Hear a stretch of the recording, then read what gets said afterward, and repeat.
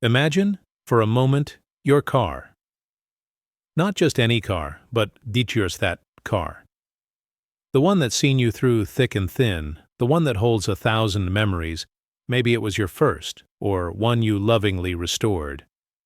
Now, picture it systematically, brutally. Trashed. Windows smashed to glittering shards, tires slashed, and hateful, demeaning slurs spray-painted across its once proud body. All because a group of self-appointed neighborhood despots, drunk on their own petty power, decided that you and your car simply didn't fit in with their pristine, prejudiced vision of suburbia. This wasn't some random act of street vandalism for Darius Lee. This was a calculated, cruel declaration of war by the Crestwood Glen Homeowners Association, led by its queen of mean, Mrs. Susan Harrington. Darius Lee, a man in his early 40s, with kind eyes and a quiet, unassuming nature, wasn't looking to cause a stir. He'd driven his beloved, if admittedly well-worn, vintage 1970s sedan, a car he'd lovingly maintained for years, a car that held immense sentimental value, into the affluent, anodyne streets of Crestwood Glen. He was there for a perfectly legitimate reason, scouting potential filming locations for an upcoming independent movie project. A passion project he was developing. He'd parked legally on a public street near a small picturesque park that had caught his eye. Dressed in a simple t-shirt, worn jeans, and a baseball cap pulled low, he looked like any ordinary guy. Certainly not like the Hollywood powerhouse he actually was. He was taking notes, snapping photos with his phone, lost in creative thought. He valued these quiet moments of observation, away from the glitz and demands of his other life. But in Crestwood Glen, it seemed, being an ordinary-looking black man in an old car was an act of aggression in itself, at least in the eyes of Susan Harrington, HOA president and self-appointed guardian of Crestwood Glen's aesthetic integrity. A euphemism, as Darius would soon learn, for its racial and economic homogeneity. The first salvo in Susan's war arrived via certified mail a few days later, after someone had undoubtedly reported the suspicious old car and its driver. The letter, on thick embossed HOA stationery, was a masterpiece of passive-aggressive venom. "Dear occupant," it began, not even deigning to use his name, though his car was clearly identifiable. "It has come to the attention of the Crestwood Glen HOA board that a vehicle of questionable roadworthiness and deeply offensive aesthetic character, to wit, a dilapidated heap of junk, has been repeatedly observed parked within our pristine community. Such a vehicle is a clear violation of Bylaw 7, subsection C, pertaining to neighborhood visual harmony and constitutes a significant detriment to property values. You are hereby ordered to remove this eyesore immediately or face escalating fines and towing." Darius read the letter, a frown creasing his brow. His car an eyesore? It was a classic, lovingly maintained. This was odd, but it was about to get so much worse, because Susan Harrington, folks, was not a woman who believed in subtlety when outright malice would do. The following Saturday morning, Darius returned to Crestwood Glen to take some more detailed notes on the park. He found his car, or what was left of it. The windows were shattered, glittering like malevolent diamonds on the asphalt. All 4 tires were slashed flat, and spray-painted across the driver's side door, in crude dripping red letters, was the single hateful word, "Poor trash." Can you even imagine the violation? The sheer, unadulterated hate it takes to do that to someone's property, to their memories. Darius felt a wave of nausea, then a cold, quiet fury begin to simmer deep within him. He didn't shout. He didn't rage. He pulled out his phone and began to meticulously photograph the damage from every angle, his face a mask of grim composure. As if on cue, Susan Harrington herself appeared, strolling down the sidewalk with 2 of her HOA cronies, a smug, triumphant smirk playing on her lips. "Well, well, well," she said, her voice dripping with false sympathy that fooled no one. "Look what happened to your classic car. Such a shame. Vandalism in our peaceful neighborhood. Unheard of. Clearly, this area isn't safe for certain types of vehicles or their owners. Her eyes glittered with malice. Before Darius could even respond, one of Susan's friends, a woman with a face like a startled pug, began filming him with her phone, providing a running commentary. "Look at this, everyone! The owner of the junker doesn't look too happy. Maybe he finally got the message. This isn't a ghetto, buddy." This charming little video, complete with Susan Harrington nodding approvingly in the background, was posted to the Crestwood Glen Community Facebook page within the hour, under the title, "Local Eyesore Gets a Makeover. Keep Crestwood Clean." The comments section, as you can imagine, was a cesspool of racist and classist bile, a chorus of approval for the vandalism, but Susan was on a roll. She called an emergency HOA meeting that very afternoon, ostensibly to discuss the recent spate of vandalism which she had orchestrated, and the urgent need to protect property values. When Darius, having received the email notification, actually showed up, a murmur of shock and contempt rippled through the assembled residents. Susan, from her perch at the podium, pointed a perfectly manicured finger at him. "There he is," she declared, her voice ringing with theatrical indignation. "The man whose very presence, whose very vehicle is an affront to our community. He is single-handedly destroying the value of our homes, attracting undesirable elements with his poverty." She actually spat the word out. "We cannot stand for this. He must be removed." Some neighbors, bless their cowardly hearts, nodded along, their faces set in grim agreement. Others just stared, a few looking vaguely uncomfortable, but unwilling to challenge Queen Susan. Children, present at this lovely display of community spirit, giggled and pointed at Darius. It was a public shaming, a modern-day pillory. What would you do, folks? How would you react when an entire room, an entire neighborhood turns on you with such manufactured, baseless hate? Darius listened, his expression unreadable, his gaze steady.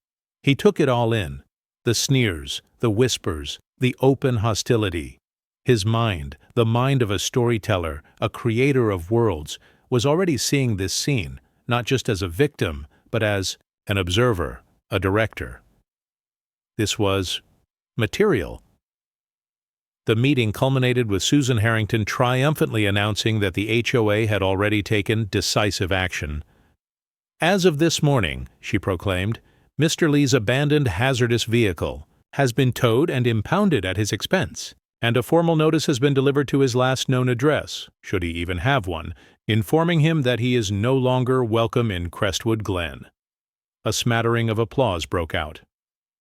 Later that day, Darius, after arranging a ride back to the neighborhood, because, his car was gone, found a crudely written note stuck to the door of the small rental cottage he sometimes used when scouting locations in the area.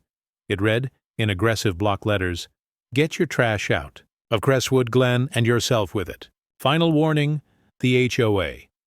He carefully removed the note, photographed it, and placed it in the growing evidence file on his phone.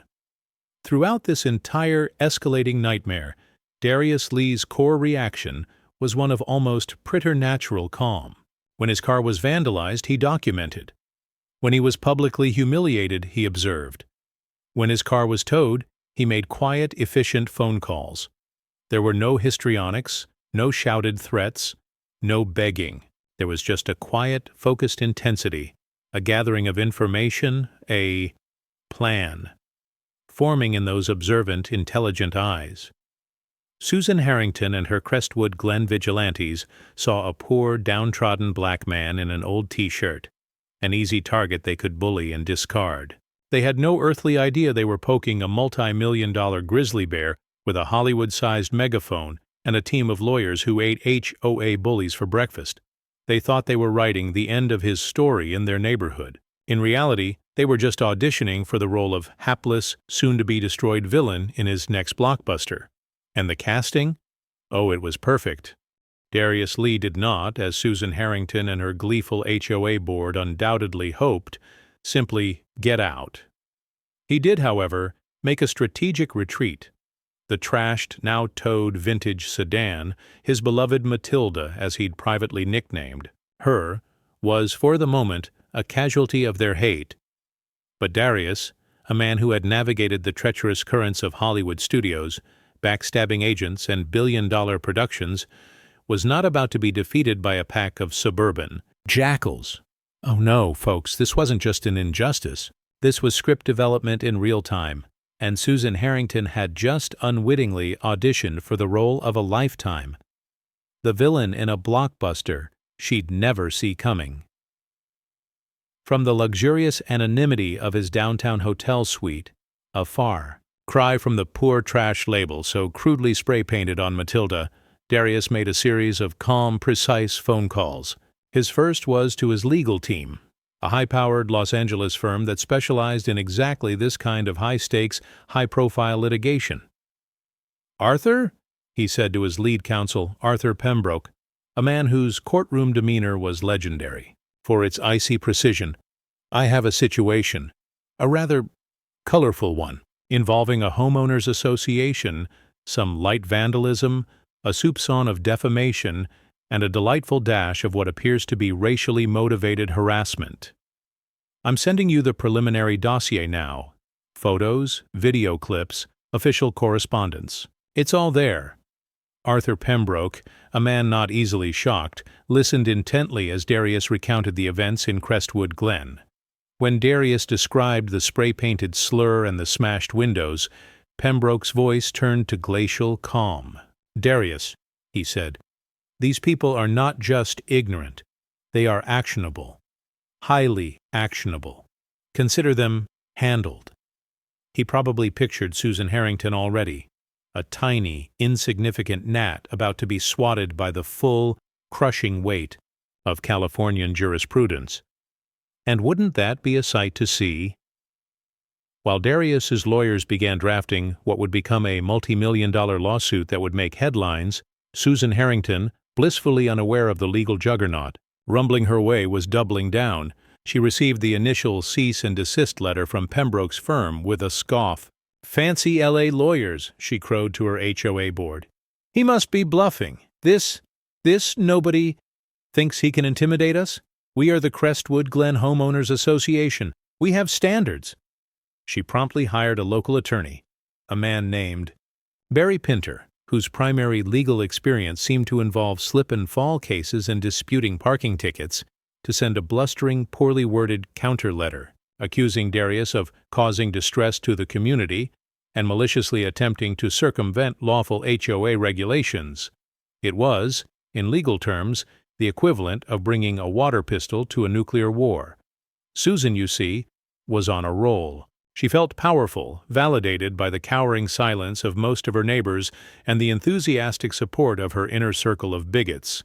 She intensified her social media campaign, posting updates on the Darius Lee situation, painting him as a dangerous outsider, a litigious thug, trying to bully our peaceful community with his high-priced city lawyers. She even, in a stroke of what she clearly thought was genius, tried to get a restraining order against Darius, claiming he had threatened her during the HOA meeting.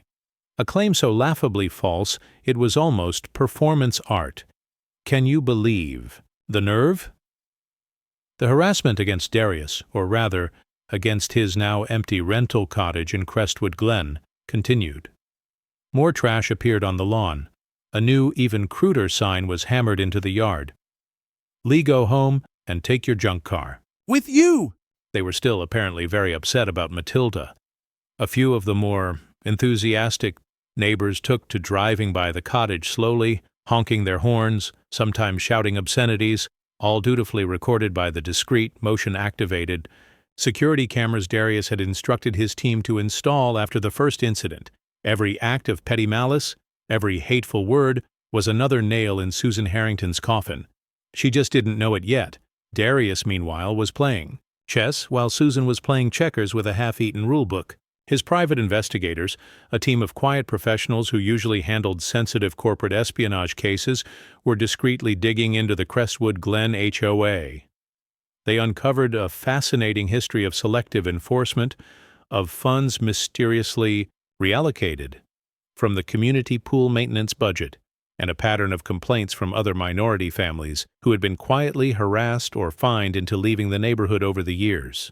It seemed Susan Harrington had a long and storied career as a suburban despot, and then there was Matilda, Darius's heap of junk.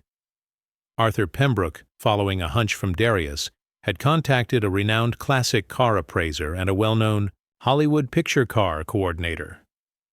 The appraiser confirmed that Matilda, despite her current battered state, was a rare, highly sought-after 1972 Imperial LeBaron, one of only a handful in that specific configuration still known to exist, potentially worth a small fortune to collectors before the vandalism. The picture car coordinator, meanwhile, provided an affidavit stating that this exact vehicle, VIN number and all, was under contract to Darius Lee's own production company, Starlight Pictures, to be featured prominently as the hero car in their upcoming summer blockbuster, an action comedy titled Highway to Hollywood, for which it was insured for a seven-figure sum due to its irreplaceable nature for the film's continuity. Oops. Seems Susan and her goons hadn't just vandalized an old car, they'd vandalized a movie star, a car with more earning potential than their entire HOA budget for a decade. The dramatic irony, folks? It's just chef's kiss. Unaware of these developments, Susan Harrington, puffed up with self-importance and the success of having towed Darius's car and run him out of town, decided it was time for her grand finale. She scheduled another special HOA meeting, this time to formally ratify Darius Lee's banishment from Crestwood Glen and, more importantly, to authorize the HOA and her bumbling lawyer, Barry Pinter, to file a countersuit against Darius for defamation, harassment, and causing undue stress to the community. She even invited that local cable news crew again, eager for her close-up as the conquering hero of Crestwood Glen.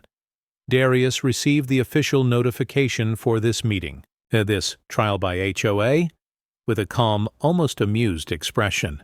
He was in Los Angeles by then, in his sprawling studio office, perhaps storyboarding a new scene for Highway to Hollywood, a scene involving a comically inept and villainous HOA president who gets her spectacular comeuppance. Life, as they say, imitates art, or in this case, art was about to get some serious ammunition from life. He informed Arthur Pembroke he would be attending the meeting.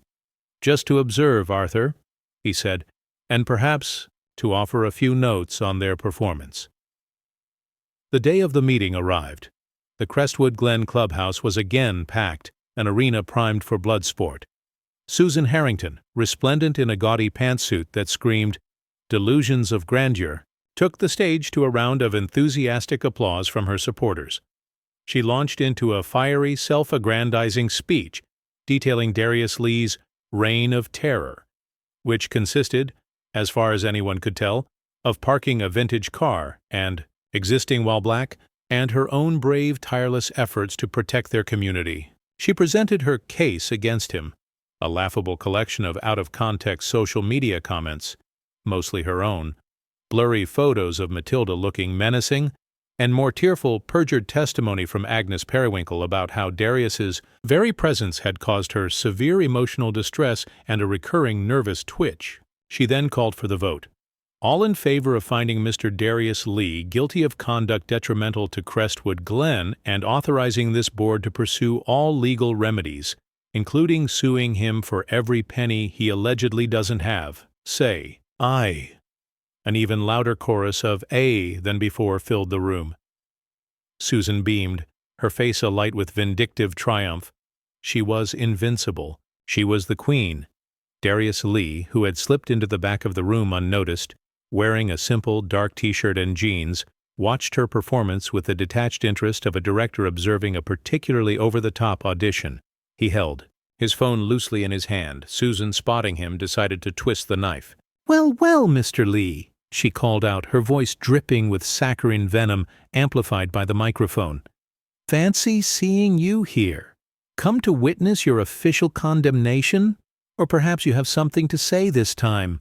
Some pathetic plea before we formally authorize our lawsuit against you and banish you from Crestwood Glen forever?" The crowd cackled. They were ready for the final humiliation. Darius offered that same, small, enigmatic smile they had seen before. He slowly raised his phone. "Actually, Mrs. Harrington," he said, his voice calm and carrying easily across the suddenly hushed room, "I do have something to show you, and since you and your members are so fond of videos and public pronouncements, I thought you might all enjoy a sneak peek, a world premiere, if you will." He tapped his phone screen. The large projector screen behind Susan, which had just been displaying her HOA agenda, flickered, then burst into life, not with another of her hateful posts, but with the high-octane, professionally produced opening sequence of a major Hollywood movie trailer. Explosions, car chases, witty banter, and then the title card, "Highway to Hollywood," followed by the tagline, "This summer, Justice takes a road trip." And finally, in big, bold letters, "A Darius Lee production." Susan Harrington stared at the screen, then at Darius, then back at the screen, her mouth agape, her mind clearly struggling to process what she was seeing. The room was utterly silent, save for the thumping soundtrack from the trailer. The air crackled with a new, very different kind of tension. The show, it seemed, was only just beginning, and Susan Harrington was about to find out she wasn't the star. She wasn't even a supporting actor. She was, at best, a very minor, very disposable villain of the week. And her contract? It was about to be definitively and very publicly terminated. The slick, explosive movie trailer for Highway to Hollywood faded from the large projector screen in the Crestwood Glen clubhouse, leaving behind only 2 words in massive, gleaming letters, "A Darius Lee production." A stunned, almost unearthly, silence filled the room. You could have heard a property value drop. Susan Harrington, HOA president and self-appointed queen of suburban tyranny, stood frozen at the podium, her face a mask of slack-jawed, uncomprehending horror. Her carefully coiffed world, built on a foundation of petty rules and racist assumptions, was visibly crumbling around her, pixel by devastating pixel. The crowd, moments before baying for Darius Lee's blood, was now utterly, profoundly silent. Their eyes, wide with disbelief, darted from the screen to the unassuming black man in the t-shirt and jeans, then back to the screen. Darius Lee? The Darius Lee? Producer of Galaxy Gladiators, director of Midnight Syndicate, winner of 3 Oscars, it simply didn't compute. Darius Lee let the silence stretch for a delicious, uncomfortable moment. He then spoke, his voice calm, amplified by the microphone Susan had so recently used to vilify him. "That, ladies and gentlemen," he said, a faint, almost dangerous smile playing on his lips, "was a little sneak peek of my upcoming summer blockbuster. And the name you saw there, Darius Lee? Well, that's me." Oh, the beautiful, beautiful sound of 100 suburban jaws collectively hitting the cheap linoleum floor. You just love to see it, don't you? He gestured towards the screen, where a still image of his beloved, now brutalized 1972 Imperial LeBaron, Matilda, now appeared. And this beautiful, though currently rather distressed, classic automobile, he continued, his voice taking on a slightly mournful yet steely tone. "That's Matilda. She's not just an old junker or poor trash, Mrs. Harrington. She's a co-star, a rather expensive, heavily insured, and for continuity purposes, utterly irreplaceable picture car for Highway to Hollywood. Or she was until your HOA's rather enthusiastic community beautification efforts." Susan Harrington made a small strangled sound, like a cat trying to cough up a particularly nasty furball of consequence. But you," she stammered, her eyes darting wildly. "Your clothes, the car, it looked like I wasn't a multi-millionaire Hollywood producer and studio owner?" Darius finished for her, his smile widening just a fraction. "Method acting, Mrs. Harrington. Or perhaps, just perhaps, I enjoy a certain level of anonymity when I'm scouting locations or simply trying to exist as a human being. One should never, ever judge a critically acclaimed cinematic oeuvre by its director's choice of weekend attire, nor, it seems, should one judge a man by the vintage car he drives for purely sentimental and, as it turns out, professional reasons. The light sarcasm, folks, was just chef's kiss. "Now," Darius said, his voice suddenly hardening, losing all trace of amusement about those legal remedies you and your board were so eager to pursue against me mere moments ago. "It appears my own legal team, who are perhaps a tad more experienced in these matters than your Mr. Pinter, have beaten you to the punch." As if summoned by a director's cue, the main doors of the Crestwood Glen clubhouse burst open. But this time, it wasn't more pitchfork-wielding HOA members.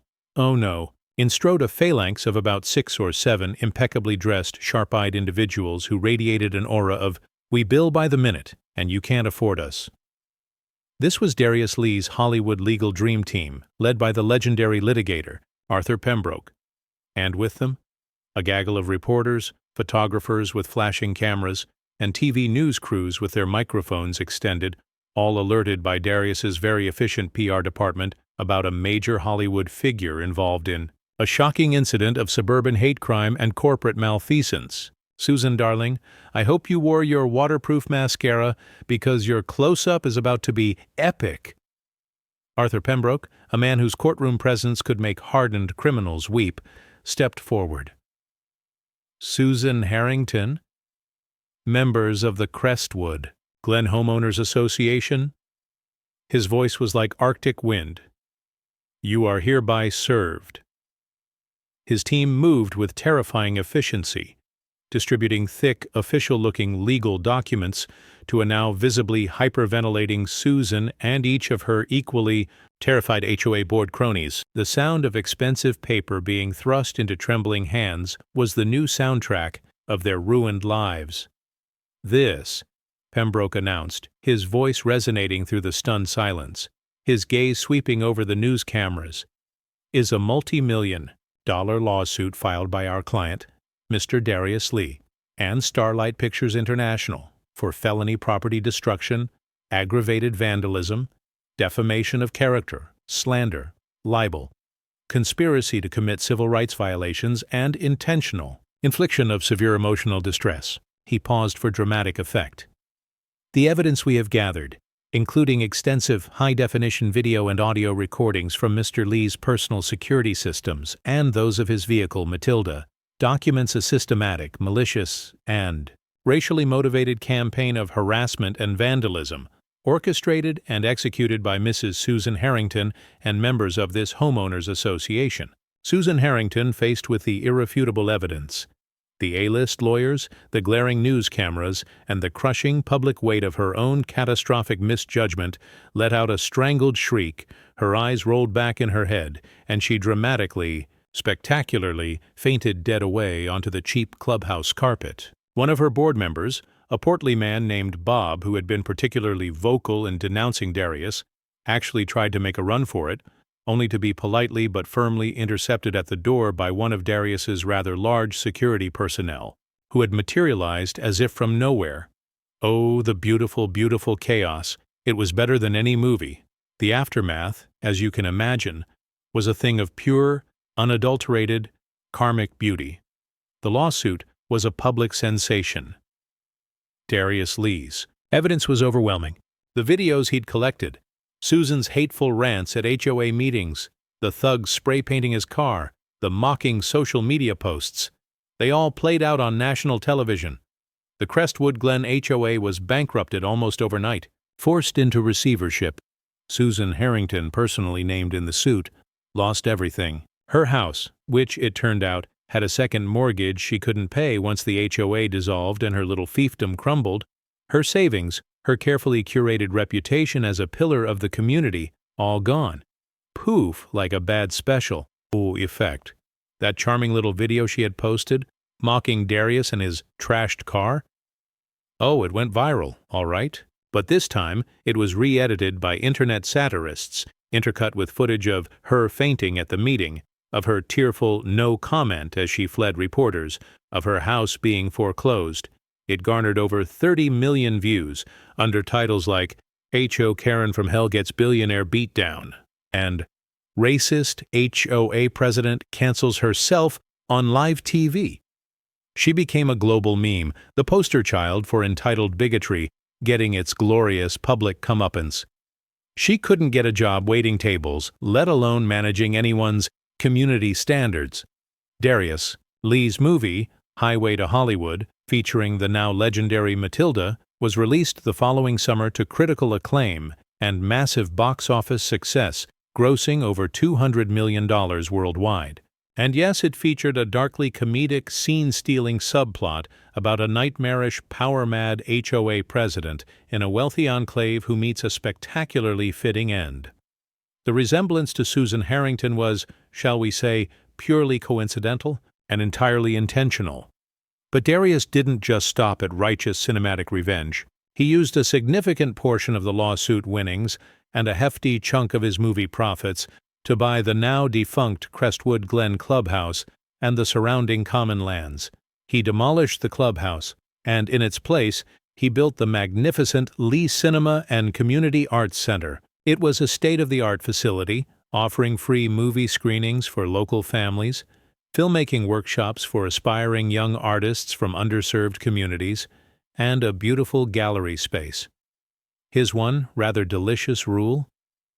No member of Susan Harrington's former HOA board, nor anyone identified from the evidence as having actively participated in the harassment campaign against him, was ever allowed entry. Their names were on a polite, laminated, but very firm, lifetime ban list at the door. The grand opening of the Lee Cinema was a star-studded, joyful event, a true celebration of community and creativity. Darius, looking every inch the Hollywood mogul but with a warm, approachable smile, cut the ribbon, surrounded by happy children and grateful residents. And what of Susan Harrington, you ask? Well, the final scene, captured by a particularly persistent local news blogger, showed her a few months later, a broken, weeping figure, trying to load a few pathetic, water-damaged cardboard boxes into a U-Haul that looked like it had been salvaged from a swamp. And then, in a moment of pure chef's kiss karma, as she struggled with a box overflowing with what looked suspiciously like unpaid HOA fines, a tow truck, lights flashing, pulled up and began to repossess the U-Haul for non-payment. Seems Susan's credit rating had taken a rather significant tumble along with her social standing. She was left on the curb, truly alone, the architect of her own spectacular ruin. Later that year, on the red carpet at the Academy Awards, where Highway to Hollywood was nominated for several Oscars, Darius Lee was asked by a reporter if he had any message from his recent, highly publicized community experience. He smiled that quiet, enigmatic smile. "Just a simple reminder, really," he said, his eyes twinkling. "Don't judge a book by its cover. Don't judge a man by the car he drives, or the t-shirt he wears, or the color of his skin. Look for the content of their character, and always remember," his smile widened, "in Hollywood, and sometimes, just sometimes, even in a quiet suburban neighborhood, justice always gets its close-up." The camera panned up to the brightly lit marquee of a cinema palace behind him, its name a shining beacon. The Lee Cinema, where every story matters, and justice always hits the big screen. And the crowd, both on the red carpet and those of us watching at home, we all just cheered. Because that, my friends, is what you call a Hollywood ending.